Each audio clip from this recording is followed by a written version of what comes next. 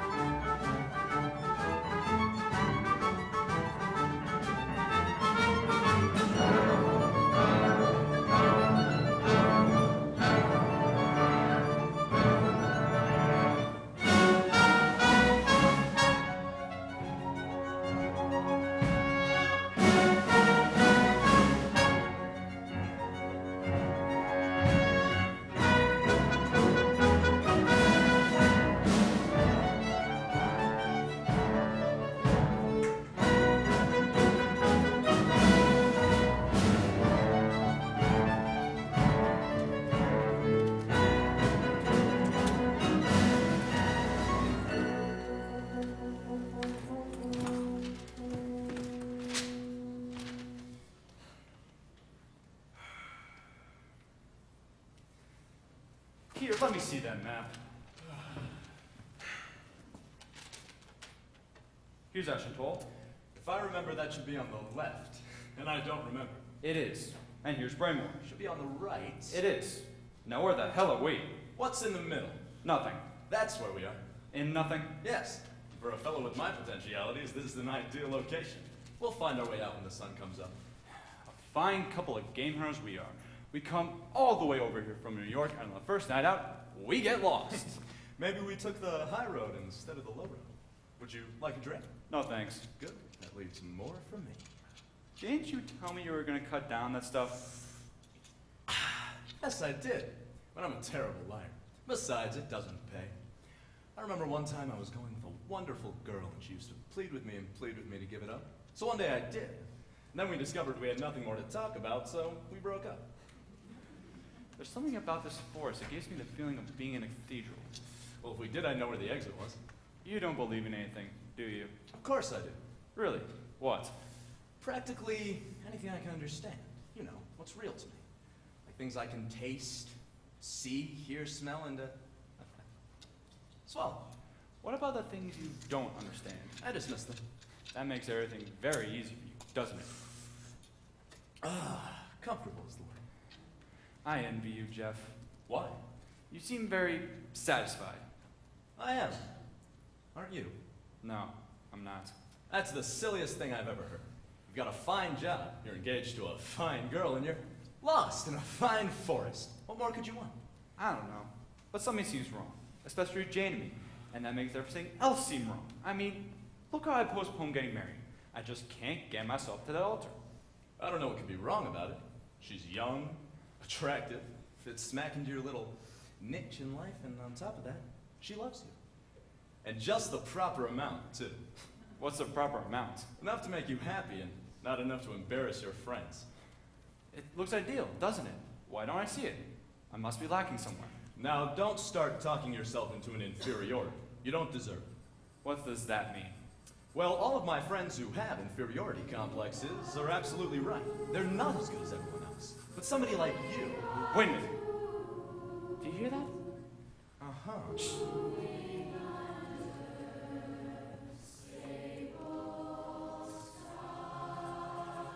Look, over there. Looks like a village. It is. But I thought you said there weren't any towns on the map around here. I did. Look, see where that village is? There's a peculiar heavy fog around it. And there's no mist in the village. Just around the village. Let's walk over to it. It can't be that far. Come on. Wait until Rand McNally hears about this.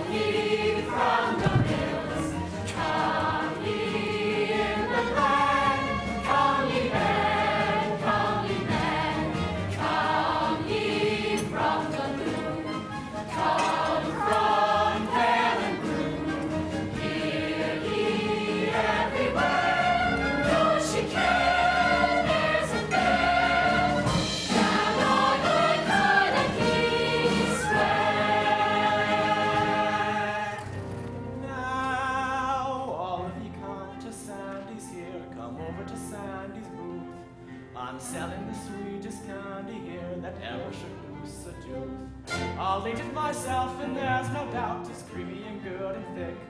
Now, laddies, I hope you'll buy me out. Just making me kinda sick. Come ye from the blue, come from heaven blue. Hear ye everywhere, don't ye care there's a fair? Oh, come ye from the blue, from the blue. Oh, come ye from the heaven blue. Oh, hear ye everywhere, Don't ye care there's a fair? down on the Carnegie square.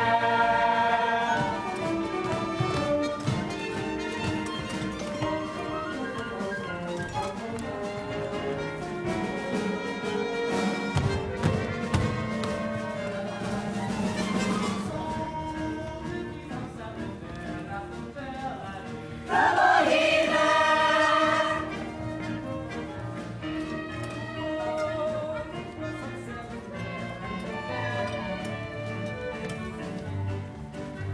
Come on, ye there! Come on, ye there! Come ye to the fair!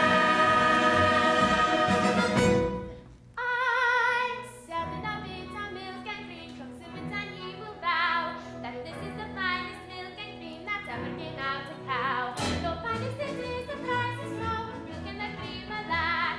Nothing to do but sell it all. The cow will take it back.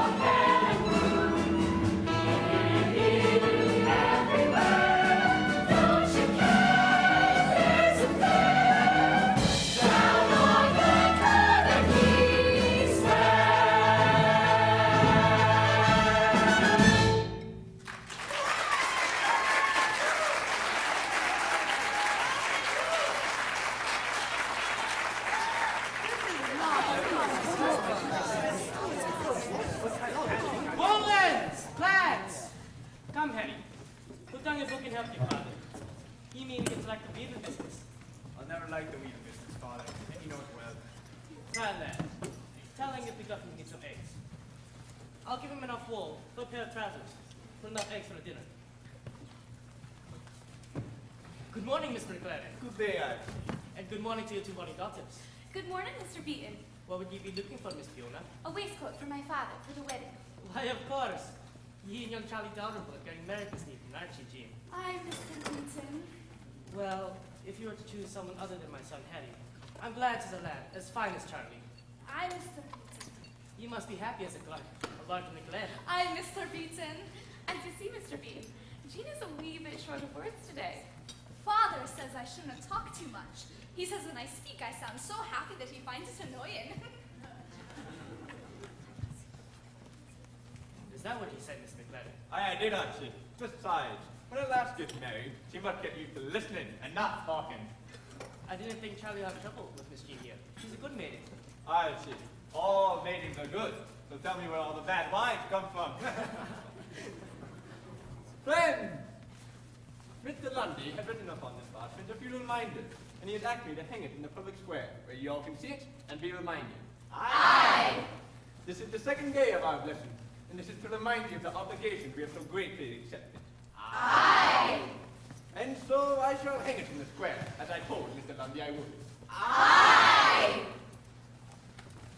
Father likes to take charge of things, doesn't he? Aye, especially after everything's been done.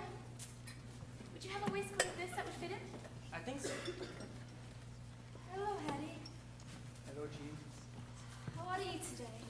How do you expect me to be? This is your wedding day, isn't it? I'm truly sorry, What Hattie. did it be? If anyone's going to be sorry for me, let it be me. Stuck forever without ye in this peasant village.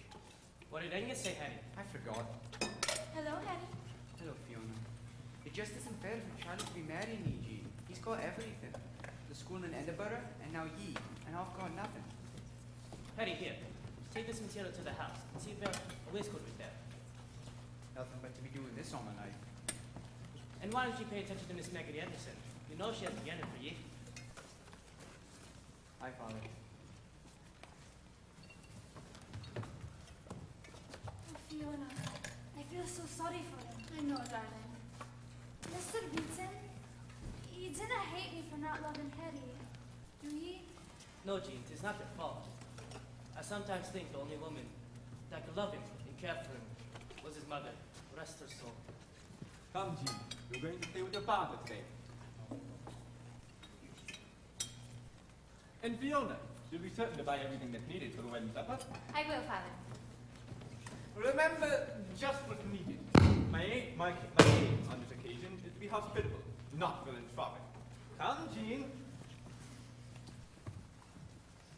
Just send the waistcoat over to the house, Mr. Bean. Aye, good. Good morning, Fiona. Hello, Meg. A jug of cream, please. Mr. McGuffey will be pleased at the last buy in for the change. Why? Well, when the lads come shopping, they look so handsome, and I didn't like to ask them for money. But you'll never make a profit doing that. No, but they make a lot of friends. Is this for the wedding tonight? Aye. Fiona, when are you going to think about marriage for yourself? When I find someone who makes me think of it. And you've never found anyone up till now who make you think of it. No. You see, I didn't want to just get married. I think you should only do it when you and your lad love each other fiercely. And getting married is the only way you can do it that's proper. That's an unusual idea, Fiona.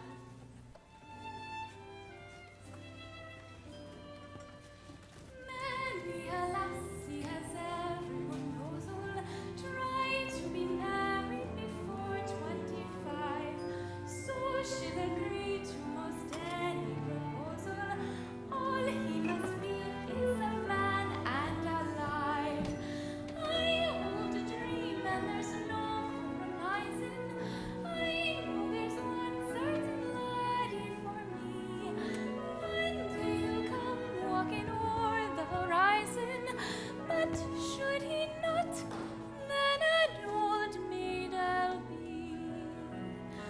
Foolish he may say, foolish I will stay, waiting for my dearie, and happy am I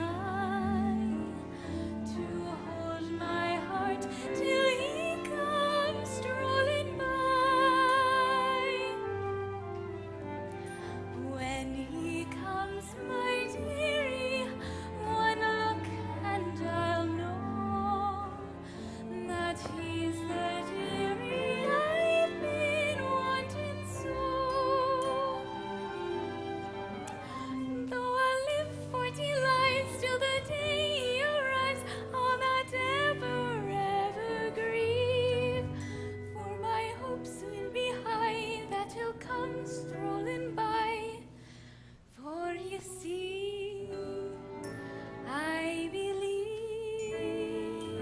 that there's a laddie weary and wandering free, who's waiting for his dearie,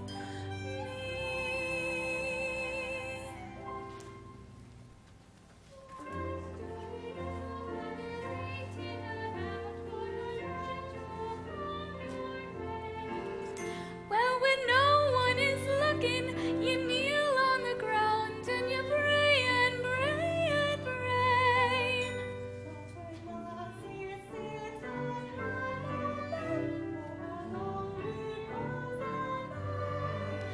But I fear that night is longer when all that's not right. Waiting for my dearie is sweeter to me than when any laddie on the lea. Waiting for my dearie.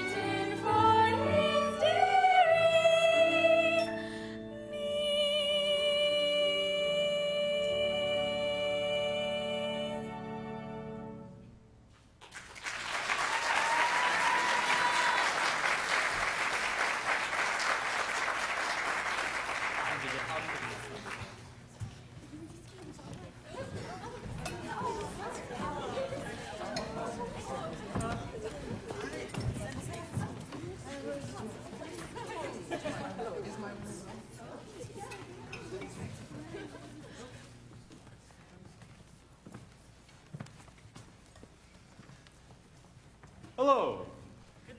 Hello. Could you, tell us where we are? Of course we could tell you. You're in Brigadoon. Brigadoon? Aye. That's funny. There's no Brigadoon on the map. I shouldn't be surprised. You mean you know it isn't on the map? Aye. It's a bit snobbish of you, don't you think? Why isn't it on the map? For good and sound reasons. What are you all dressed up for? Is this the day you take pictures for postcards? We're not dressed up. You mean you always go around with all those clothes on? No. Now come on. Somebody. What's going on here? What is this? We're having a fair. Is that milk you're selling there? Aye. Can I buy some? I'm thirsty. We've been walking all night. I'd like to see your money first.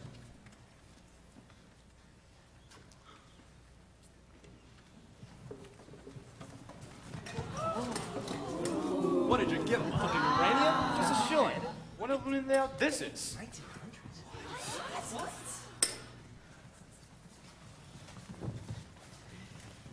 It is very interesting, sir, but it does me no good. What do you mean it does you no good? Sell me something and it will. I'm sorry, sir, I cannot sell ye anything. However, if you're thirsty, I'll give you some milk. No thanks. I don't want any favors. I see from your coin you're from England. No. We're from America. You're American. I am. He's from Florida. Come on, boy. No, wait. Please. We didn't mean to act so strangely. We're just a wee bit taken aback. People didn't come here very often. I can understand why. You people stare at us as if we dropped in from another world. Does that amuse you? Aye, very much. Quiet, Meg. Obviously the daughter of two first cousins. If you've been walking all night, you must be tired and hungry. Wouldn't you like some food to eat and perhaps a place to lie down before you start back? That's very nice of you. Thank you. Good. Oh, my name's Fiona McLaren. I'm Tommy Albright, and this is Jeff Douglas. How do you do, sir? And I'm Meg Brocky. I'm glad you're happy about it.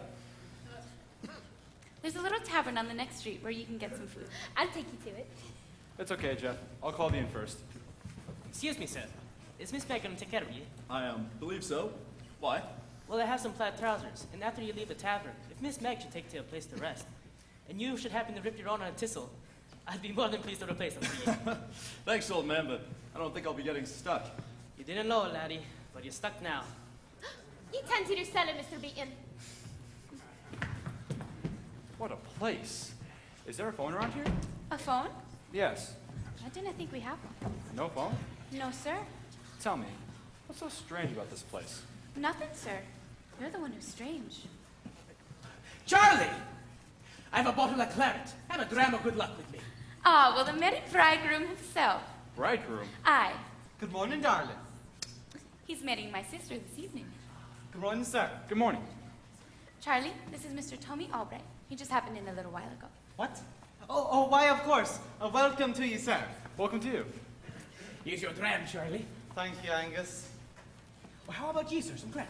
Thank you. I think I'll drink this one to Mr. Forsyth. I just hope he knows how grateful I am for him for postponing the miracle for me. The what? And may God bless me this evening as much as I would bless he if he were Charles Dalrymple and I were he. What was that about postponing a miracle? Oh, 'tis a toast we have here. Take it down. I'll explain it to you sometime. Say, that's wonderful. May I have another? That was a wedding gesture, sir. From now on, it's for sale only. I must buy some claret for the supper. Come with me and you can have some more. Okay. Woolens, plaids. He's an odd lad, isn't he? Aye, peculiar accent. I wonder what American women must be like. I didn't wonder about women anymore, Angus. I'm not allowed to. Why, that's right, Charlie. You're through with the lasses for good now, aren't you? I used to be a roving lad, a roving and wandering life I had on any lass I frowned, who would try to tie me down. But then one day I saw a maid who held out her hand and I stayed and stayed. And now across the green, I'll go home with Bonnie Jean. Go home, go home, go home with Bonnie Jean. Go home, go home. I'll go home with Bonnie Jean. I used to have 100 friends, but when we are wedded, the friendship ends. They never come to call. So farewell to one and all. Farewell to all the lads I knew. I'll see them again when they're married too. For soon across the green, I'll go home with Barney G. Go home, go home, go home with Barney G. Go home, Go home, I'll go home with Barney G. In Edinburgh I used to know a lass with an Erin, her name was Jo, and every night at 10 I would meet her in the glen. But now I'll not see her again, especially not in the glen at 10. Oh, Charlie! For now across the green, I'll go home with Barney G. Go home, go home, go home with Barney G. Go home, go home. I'll go home with Barney G. Hello to married men I've known. I'll soon have a wife and leave yours alone. A bonny wife indeed, and she's all I'll ever need. With Bonnie Jean my days will fly, and love her I will to the day I die. That's why across the green I'll go home with Bonnie Jean. Go home, go home, go home with Barney G. Go home, go home. Go home with Bonnie Jean.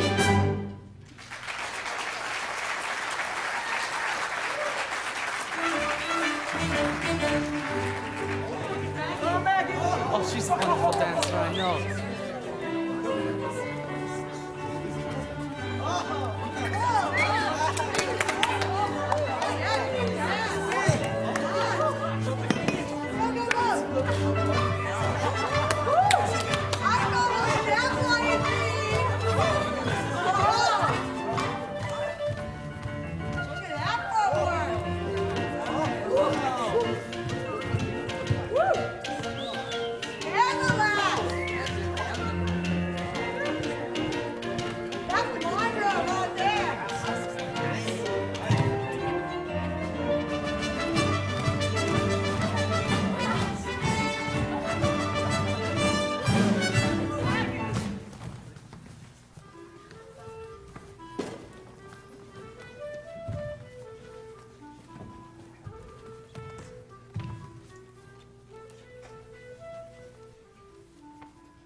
Hey, Maggie.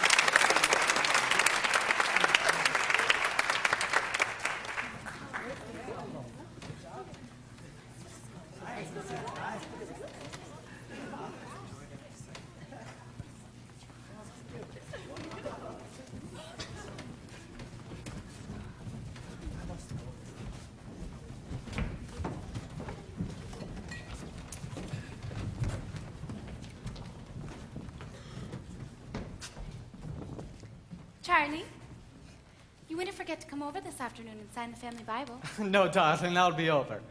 I hope you, sir, you'll stay for the wedding supper. I'm sorry, but I don't want to be here that long. 'Tis a pity. What are we going to do all day, Charlie? Rest, Eddie, rest. He's a nice kid. Aye, he is that. It's wonderfully refreshing to see a fellow so enthusiastic about getting married. Is it so unusual? I think it is. Look at me. I'm not bubbling over like Charlie, and next month, I'm facing the minister. You're getting married. Yes. Oh, Oh, what? I'm very surprised. Somehow you didn't look like the sort of lad who'd want to settle down. Oh, I didn't say that. I just said I was getting married. Well, if you feel that way about it, then why are ye? Because the girl wants to. Is that reason enough? I don't know. I don't know how they do in the Highlands, but in my neighborhood, if you've been going with a woman for long enough and she decides she wants to get married, you better agree right away and save yourself a lot of trouble. Why? Because she'll either torment you until you marry her for relief, or she'll be so sweet about it, it'll make you feel guilty and your conscience will make you do it. I must say, it doesn't sound like you love her very much. It doesn't, does it? And it also sounds like a very peculiar land you come from. Well, believe me, lass, this isn't the usual hamlet off the highway either. What was that business with Charlie and the man who postponed the miracle? Oh, that. I'm sorry. I cannot say. But you said you'd tell me later. I know, but I cannot say. That's fine. You know, if I stick around here long enough, I'll probably find that everybody in it is slightly nutty. Is that possible? I cannot say. Why not? I didn't know what nutty means. It means slightly insane. Well, then I can assure you, we're all far from insane. We're a most blessed group of people, and I never realized how fortunate we are until I meet someone like you. I mean, a stranger to Brigadoon. I didn't know anything about ye, but from the little ye've said, everything ye think, I think differently about. And I'm also quite certain that what I think is much more, well, pleasant. And now I'm sorry I've said all that. But ye angered me when you called us insane. Hey, you don't like me very much, do you? That's the odd part. I like you very much. I just didn't like anything you say. Fiona, Aye. if I stuck around here today, would you take me to the wedding this evening? Why do you suddenly want to go? I cannot say. Well, then I'll take ye, and I'll be highly pleased you'll be there. Really? Why is that? Because of what I just told you. I like you very much. You did say that, didn't you? Now I'll show you some place where you can lie down and rest. What are you gonna do? Gather some heather for the wedding. Where are you gonna do that? On the hill, where the heather is. May I go with you? No, I'll do it much faster alone. No, really. I won't bother you. Maybe I'm the one who's slightly nutty. But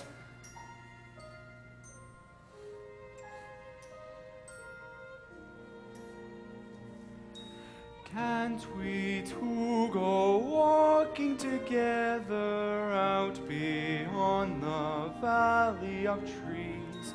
Out where there's a hillside of heather curtsying gently in the breeze.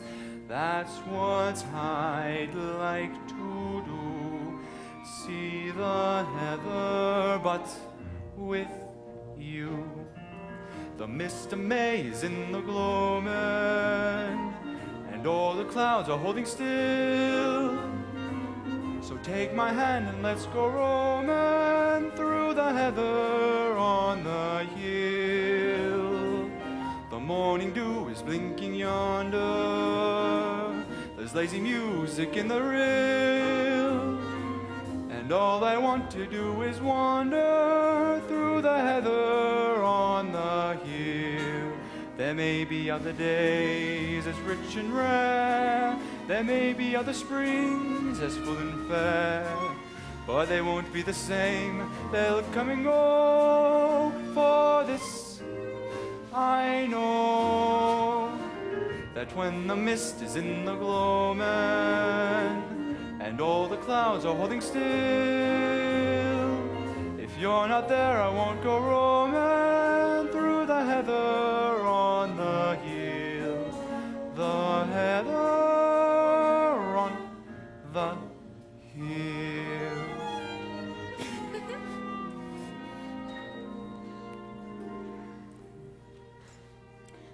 You see, you can say nice things when you want to. Yes, it almost sounded like I was being romantic, didn't it? Oh, there's a difference between being romantic and being Sentimental because you're tired? Oh, is that what I mean? Sentimental because I'm tired. I believe so. But it's very agreeable.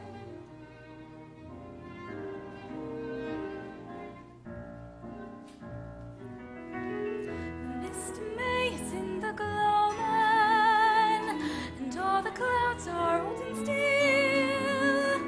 So take my hand and let's go roaming through the heather on the hill. The morning dew is blinking yonder. There's lazy music in the reel, and all I want to do is wander through the heather on the hill. There may be other days as rich and rare. There may be other springs as full and fair, but they won't be the same. They'll come and go.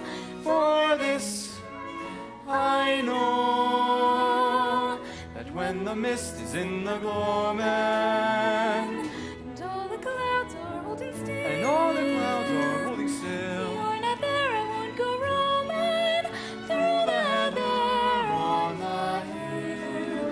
The heather on the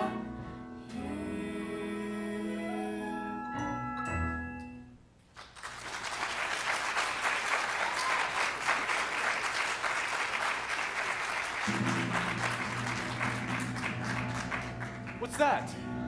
Oh, we have a storm every now and again. I'll get my basket and we'll be off.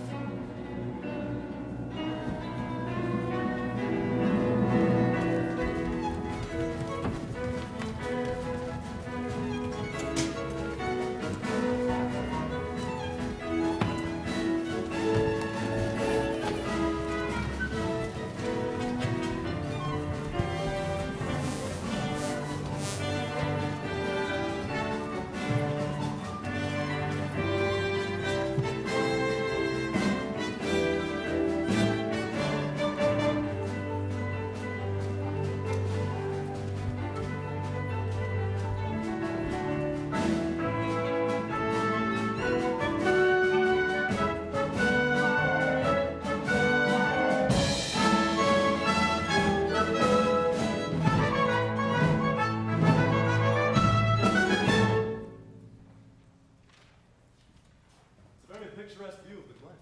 Thank you. What for? Why, for liking what I brought you. You get happy very easily, don't you? Aye. I haven't been in an open shed like this since I was a boy, which at this point seems a good 2,000 years ago. You mean you're tired? Aye, lassie, I'm tired. That's why you brought me here, isn't it? So I could take a nap? I shouldn't think a long walk would fatigue a young lad like you. A young lad. Aye, you're very young. That is either a deliberate lie or wishful thinking. I am ancient, decrepit, and disintegrating rapidly. Aye, What's under here, a rock garden? my father used to sleep on it. That was his second mistake. He and my mother met in the shed. You see, my mother was a gypsy. Uh-huh. And one day she was walking past the shed and saw my father asleep on the cot. She liked his looks, and she was a wee bit tired anyhow. So she took off her shoes, sat in that rocking chair, and waited for him to wake up. And it wasn't long after that that I was born.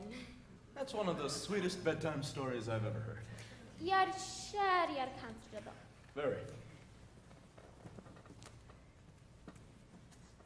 Thank you very much.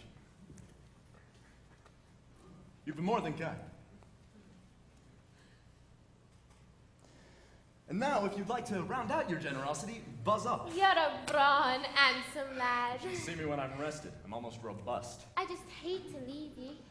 You'd better. When I sleep, I make all sorts of odd noises. Who told you? Do you have a wife? No, but I was engaged once. What happened to the lass you were engaged to? She fell in love with a Russian. A Russian? Yes. Russian senora, isn't it? Yes. More and more. Oh. It's not far from here, really. You just cross the channel and take a left. You're a winning lad, right winning lad. Now look here, lass. I'm not sure what you're after, but I don't want to. I want to go to sleep.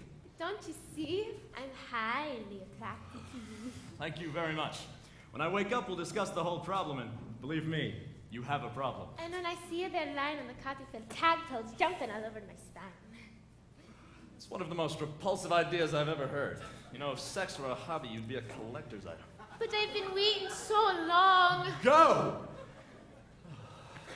You men are all alike. I should certainly hope so. You're all brutes. You get what you want from a lass, and then it is farewell. Get what I want? I can't even get you to go away. That's what I'm referring to. I thought you were interested in me, and that's why you let me take you here. You misled me. You certainly have one hell of an imagination.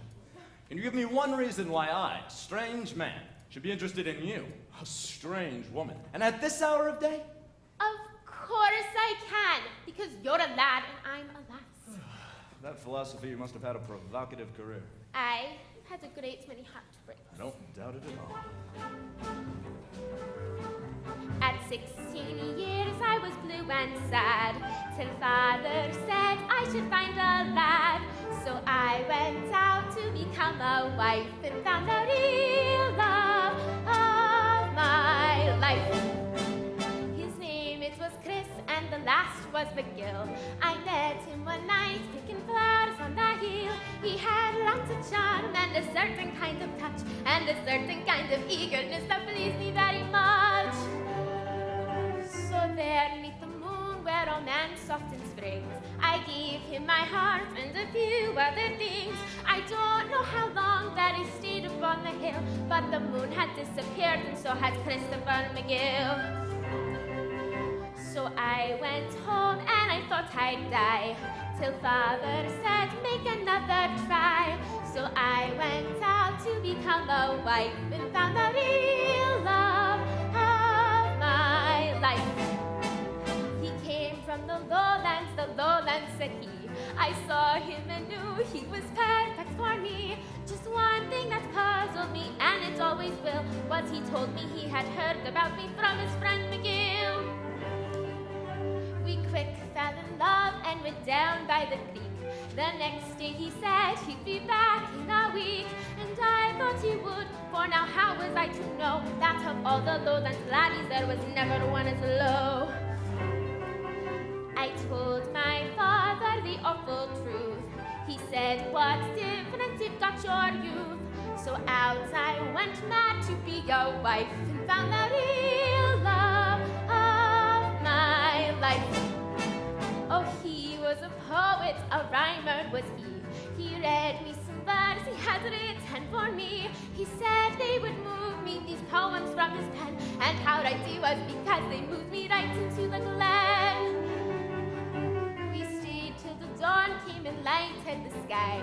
Then I shook his hand and I bid him goodbye. I never went back, for what I had heard was true, that a poet only writes about the things he cannot do. My pa said, look out for men who think. You'll be more certain with men who drink. So I went out to become a wife and found the real love of my life. Oh, he was a soldier, a fine Highland son. He told me about all the battles he'd won. He wasted his time telling me about his might, for one look at him decided me to not put up a fight. We skirmished for hours at night in the glen, and I found the sword had more might than the pen. But while I was drowsing, I snored to my dismay, and he thought it was a bugle and got up and marched away. My pa said, daughter, there must be one, someone who's true or too old to run. So I'm still looking to be a wife and find a real love of my life.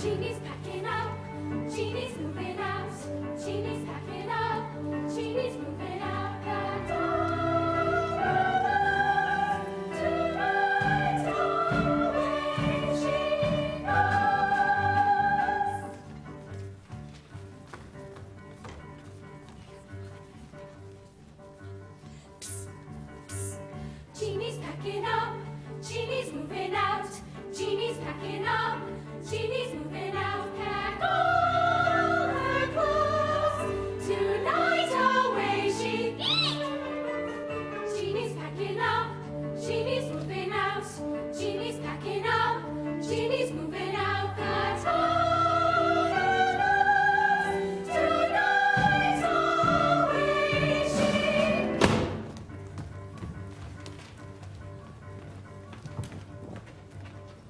Hi! Charlie! I, Charles McPherson Dalrymple here. Tonight, the founder of a new clan. Where's Jean? Upstairs? Oh, no, you don't. I know, Charlie. You're not supposed to see Jeannie before the wedding. It brings bad luck. Really, sir? Here's the family Bible. Take it and sign it, right in the name of my dear departed wife.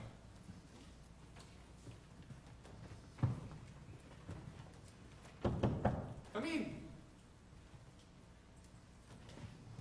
Here, Mr. McMahon, I brought you the waistcoat. Ah, thank you, Harry. It's good to see you. Wait a minute, lad. What for? Why didn't you take my hand? I'm not your enemy. You didn't mean to be, but you are. So is everyone else in this town. What is it, lad? Why do you go about hating everybody? What can you do? What can anyone do but hate when you realize your life didn't mean a damn? I cannot go to the university. I cannot make something of myself. So the only thing left to do is hate everything and everybody in this cursed town. You'll never find any peace by hating, lad. It only shuts you off more from the world. This is only a cursed town if you make it so. The rest of us is a blessed place. Well, ye can keep it.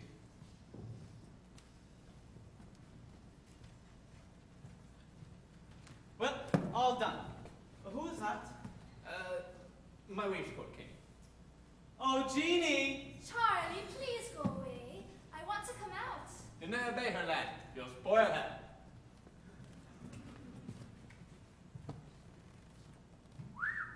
I can hardly wait for a wedding. Jeannie! Charlie, please go away. Jeannie. Because they've told me I can't behold ye till wet and music starts playing.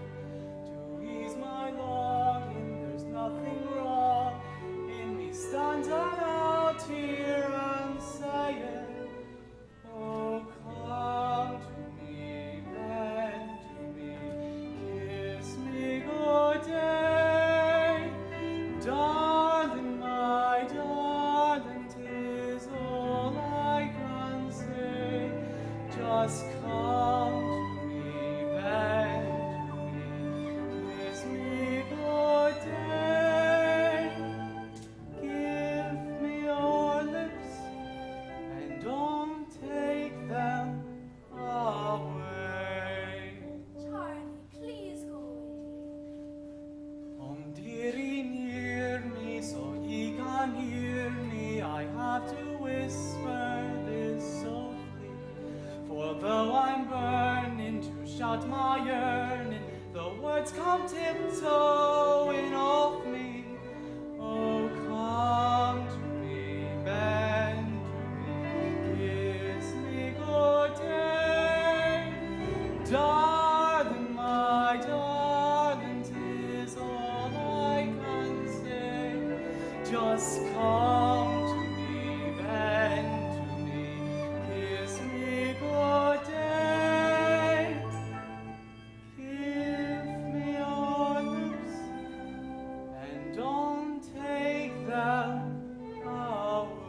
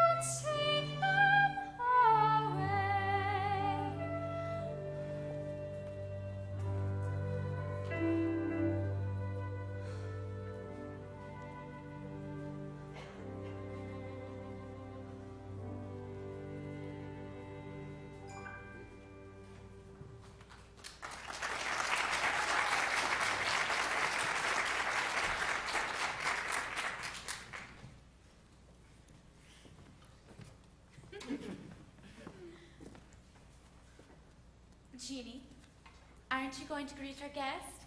Greetings. Greetings. Fiona, where have you been? You know I cannot dress without ye. You mean 'tis time for you to dress? Aye, so come. You see, I knew we were out for too long. I know, but I'm not sorry.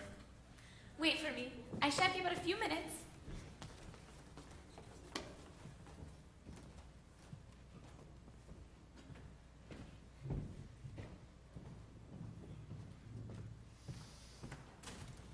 Good morning, laddie.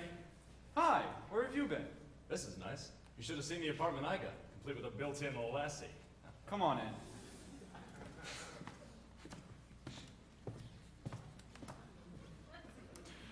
What the hell happened to you? Thistles. What? Never mind. It's a professional secret. Mine'll be ready before we leave. Oh, and one more thing. Disregard all that rubbish about Scottish frugality. Their generosity is overpowering. But how do you feel? Surprisingly well. And you? I've never felt better in my life. You too, huh? Maybe the sun gave me the power where I could swim like a loon and be home in half an hour. Maybe the air gave me the drive, for I'm all aglow and alive. What a day this has been, what a rare mood I'm in. Why, it's almost like being in love. There's a smile on my face for the whole human race. Why, it's almost like being in love. All the music of life seems to be like a bell that is ringing for me. And from the way that I feel when that bell starts to peal, I would swear I was falling. I could swear I was falling. It's almost like being in love. When we walked up the bridge, Not a word did we say. It was almost like being in love. But your arm linked in mine, made the world kind of fine. it was almost like being in love. All the music of life seems to be Like a bell that is ringing for me. And from the way that I feel when that bell starts to I could swear I was falling. I could swear I was falling. It's almost like being in love.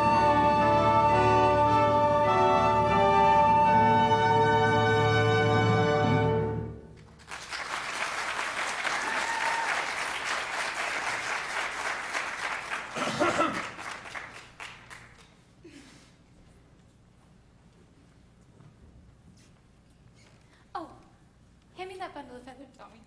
Right, darling. Thank you, dearie.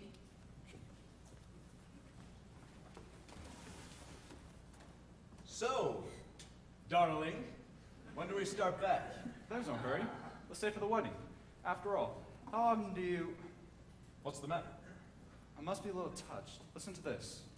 Married, Elizabeth Lang to Andrew McLaren, July 2nd, 1719.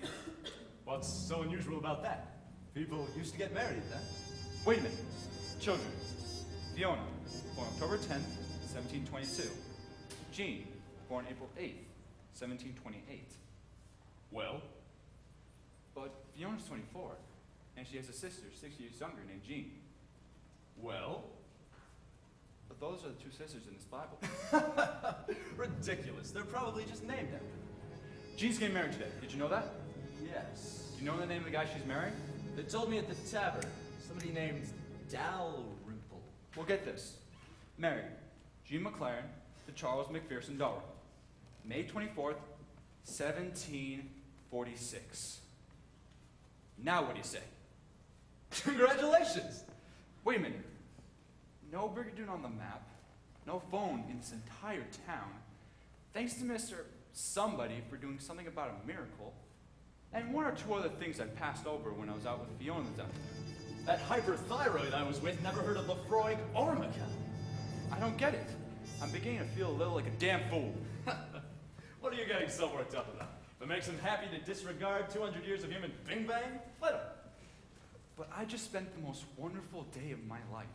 And then I run into someone like this. It just doesn't make sense to me. Does to me.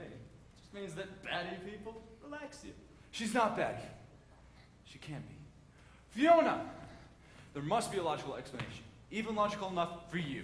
Fiona! They don't have to explain anything to me. I don't care. Yes, Tommy? Tommy, what is it?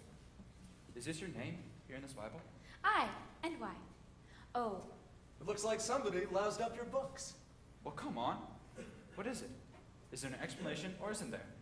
aye, that is. But I cannot tell ye. Well, is there someone who can? I'd like to know. You have to speak with the Dominie, The who? our schoolmaster, Mr. Lundy. Where does he live? Down the road, in a tree. He doesn't live in a tree, Mr. Douglas. Mr. Lundy is a great man. All right, Tommy, I'll take you to him. I hadn't wanted to, because I was hoping we could have this day together. What's that got to do with it? It's going to be so hard to believe what you'll hear. You'll think there's something wrong with us, and you'll leave. I know it. Maybe I will, maybe I won't. Come on, Jeff. Is it informal or should I wear my three-cornered hat?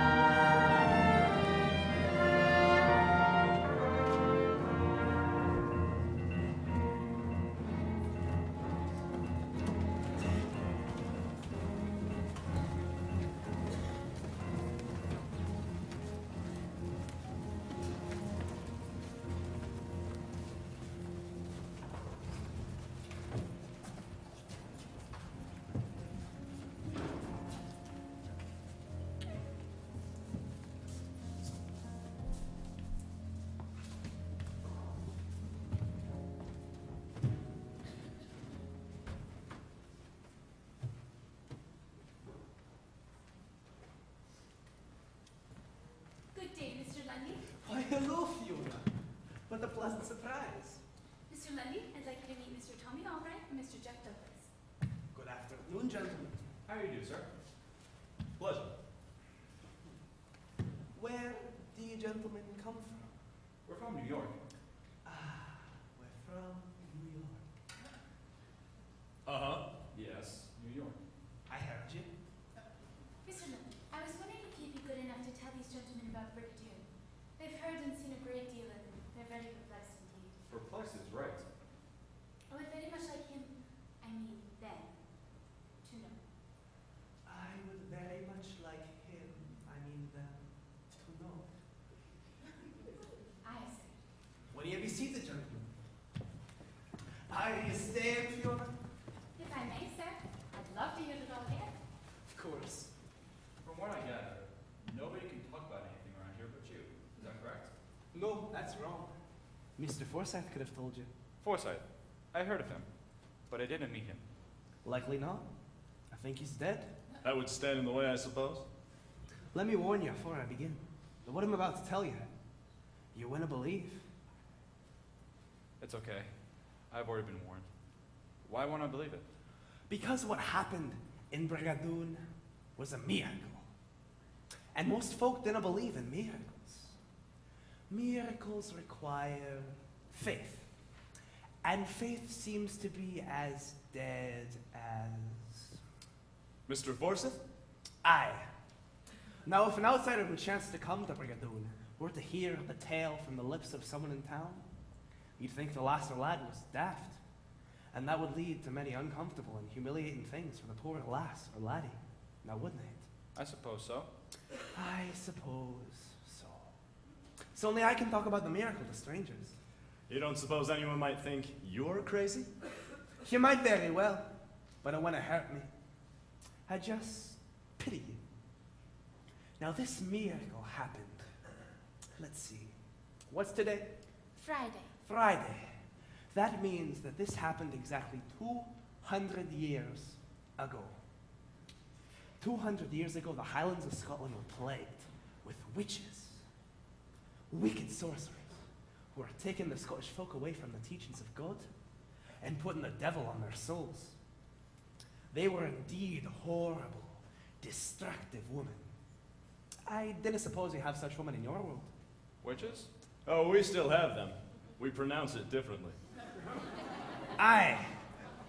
It didn't matter if they were not real witches, because you and I know there is no such thing. But their influence was very real indeed. Now here in Brigadoon we had an old minister of the kirk named Mr. Forsyth, and a good man he was. The kindest man in Scotland. I believe he was. No man ever loved his parish as did Mr. Forsyth, but he was growing old, and it grieved him to know that one day soon he would leave all of those so dear to him.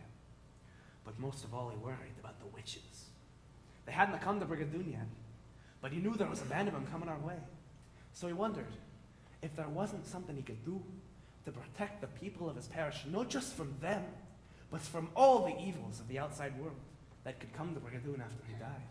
What a kind man.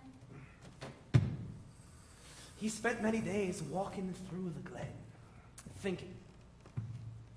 And if he had passed his house at any hour of the night, you would have seen the candles lit and Mr. Forsyth sitting in his chair, thinking. Then one day, he came to me and told me that he had decided to ask God for a miracle. He consulted me about it because he knew I have a highly logical mind. And he figured if he was going to ask for a miracle, might as well be a well-organized miracle. So for many days I walked with him in the glen. And for many nights I sat with him by candlelight. Finally, Mr. Forsyth knew what he was going to pray for. And on an early Wednesday morn, right after midnight, he went out to a hill beyond Brigadoon to make his prayer to God. There in the hush of a sleeping world, Mr. Forsyth had asked God to make Brigadoon and all the people living in it vanish. Vanish, but not for always. It would all return as it were, one day, every 100 years. People would go on living their customary lives, but each morning when they awakened, it would be 100 years later. And when we awoke the next day, it was 100 years later. My God. You see, in this way, Mr. Forsyth figured there would be no change in the lives of the people. They just wouldn't be any century long enough to be touched by it. You mean you go to bed at night, and when you get up the next morning, it's 100 years later? Aye. And every day is 100 years later? Aye. What happened to the minister? We never saw him again.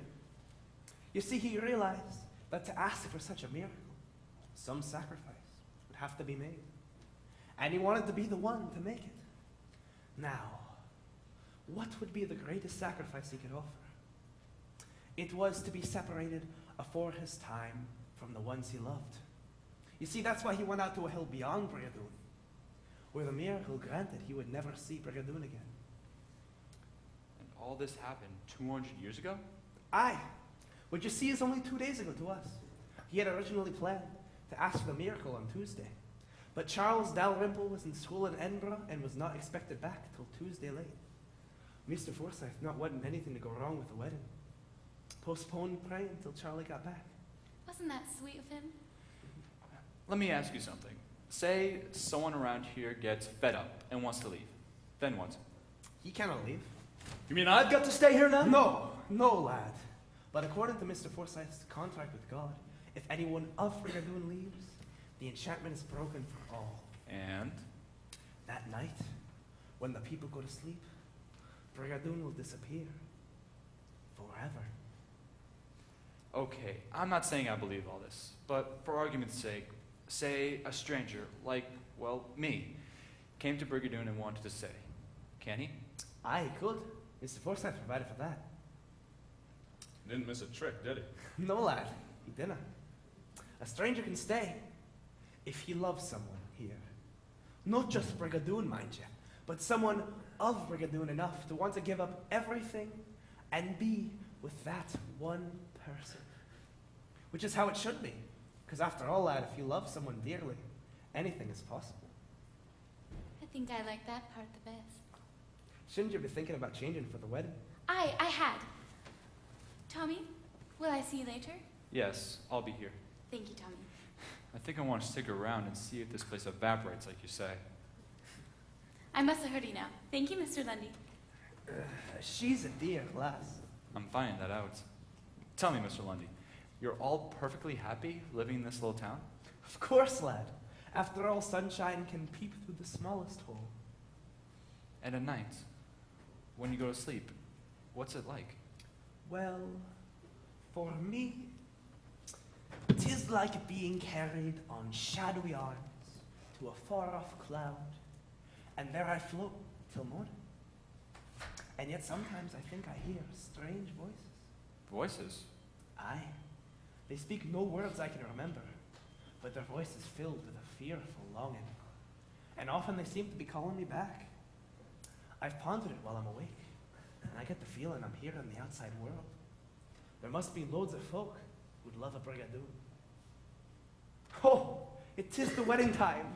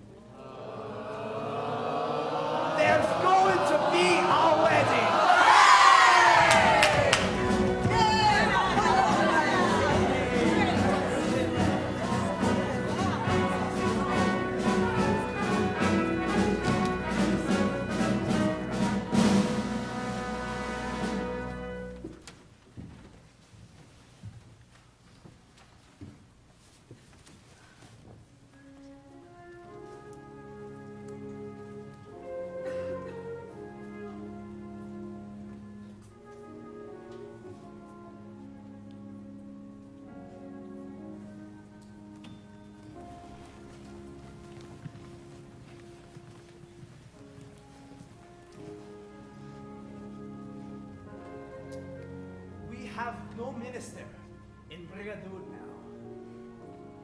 In most villages, this would be a calamitous thing. But we know 'tis a blessing. When there is no minister present, it is perfectly proper, according to the laws of Scotland, for two people to be wed by sincere, mutual consent. There need be nothing in writing. All that's necessary is the promise of love as long as you both are on earth. Go ahead, lad. I shall love ye to the day I die, and make all effort to be a good husband to you. And so much will I try to be a fine and loving wife to you. beautiful wedding. Mr. Forsyth, I know, would have loved to be here. But if you both be good and true to each other, then you cannot help but live in the grace of God. And Mr. Forsyth could have asked no more than that. Are we married now, Mr. Lundy? Are we married now, Mr. Lundy? Aye, lad, you're married. Well, kiss her, lad.